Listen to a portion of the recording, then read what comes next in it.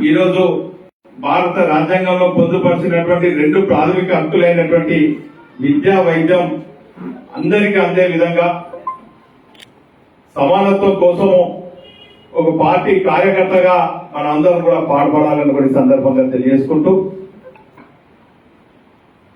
ఆ రోజు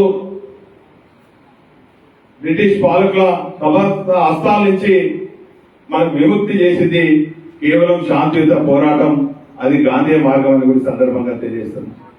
ఆనాటి త్యాగదనులైనటువంటి ఆజాద్ హింద్ ఫౌజ్ ఏర్పాటు చేసినటువంటి సుభాష్ చంద్రబోస్ గారు అయితేనేమి, దేశ స్వతంత్రం కోసము ఉరికంబం ఎక్కినటువంటి భగత్ సింగ్ అయితేనేమి, ఇటువంటి మహనీయులందరినీ కూడా మనం స్మరించుకోవాల్సిన బాధ్యత మనందరిపై ఉన్నది. వారు చూపెట్టినటువంటి మార్గంలో దేశాన్ని అన్ని రంగాల్లో ప్రగతి పదంలో నడిపించే బాధ్యత కూడా మనందరిపై ఉన్నటువంటి విషయాన్ని సందర్భంగా తెలియజేస్తున్నాం.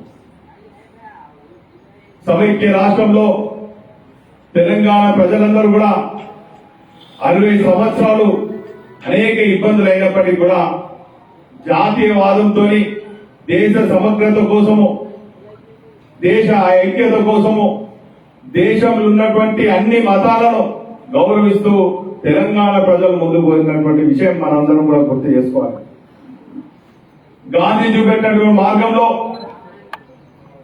తెలంగాణ రాష్ట్రం ఏర్పడాలని చెప్పి 2001లో కేసీఆర్ గారు గాంధీ మార్గంలో 14 ఏళ్ల పాటు తెలంగాణ ప్రాంతమంతా కూడా కలదిరిగి ఈరోజు తెలంగాణ ప్రాంతానికి కూడా విముక్తిగా చేసింది గాంధీ మార్గమే అని కూడా ఈ సందర్భంగా తెలియజేస్తాను.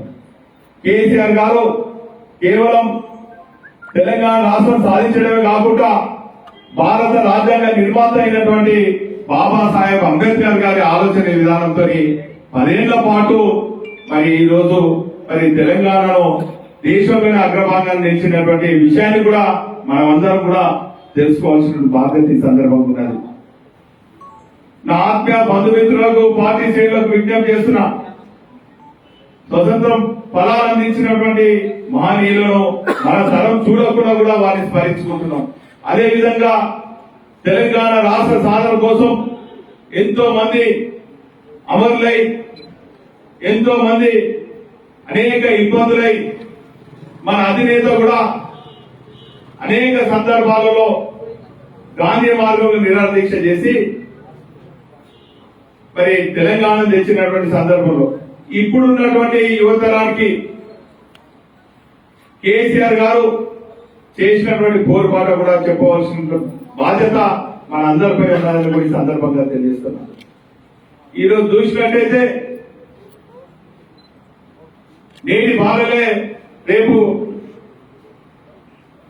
భారతదేశ పౌరులని చెప్తున్న సందర్భంలో వారికి కనీసం ఈ తెలంగాణ రాష్ట్రంలో 2 ఏళ్ల నుంచి చూస్తే కనీసం పౌష్టికాహారం అందియలేని నిస్సాయ స్థితిలో ఈ రాష్ట్ర ప్రభుత్వం ఉన్నందుకు నిజంగా కూడా బాధిస్తుంది అన్నటువంటి విషయాన్ని సందర్భంగా తెలియజేస్తున్నారు. నేటి బాలలే రేపటి దేశ పౌరులని చెప్తున్నటువంటి పరిస్థితిని పాలకులు అర్థం చేసుకోవాలని కూడా ఈ సందర్భంగా తెలియజేసుకుంటున్నాం. ప్రజాపాలన అని చెప్పి ప్రతీకార పాలన చేస్తున్నటువంటి ఈ ప్రభుత్వానికి వ్యతిరేకంగా ప్రజలందరూ కూడా సమైక్యంగా పోరాడాలని కూడా ఈ సందర్భంగా తెలియజేస్తున్నాం.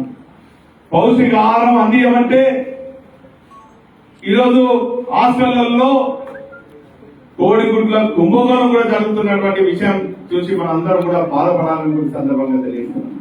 ఏదేమైనప్పుడు కూడా ప్రజా వ్యతిరేక చర్యలకు పాల్పడుతున్న ప్రభుత్వానికి ఆనాటి త్యాగదనులను స్మరిస్తూ వారిని స్ఫూర్తిగా తీసుకొని ప్రజల పక్షాన మనందరం కూడా నిలబడాలని కూడా సందర్భంగా తెలియజేసుకుంటూ, నిన్న మొన్న కురిసినటువంటి వర్షాల కారణంగా పేద ప్రజలు పడుతున్నటువంటి ఇబ్బందులను చూసి కేటీఆర్ గారు ఇచ్చినటువంటి పిలుపు మేరకు మన నియోజకవర్గంలో కూడా బీఆర్ఎస్ పార్టీ శ్రేణులు అనేక కార్యక్రమాలు చేసినందుకు వారిని మనస్ఫూర్తిగా అభినందిస్తూ, రాబోయే రోజులలో ఎట్టి పరిస్థితుల్లో కూడా ప్రజల పక్షాన మనం అందరం కూడా పోరాడి మరొక్కసారి మరి కేసీఆర్ గారిని ముఖ్యమంత్రిగా చేయాలని కూడా ఈ సందర్భంగా తెలియజేసుకుంటూ అందరికీ స్వతంత్ర దినోత్సవం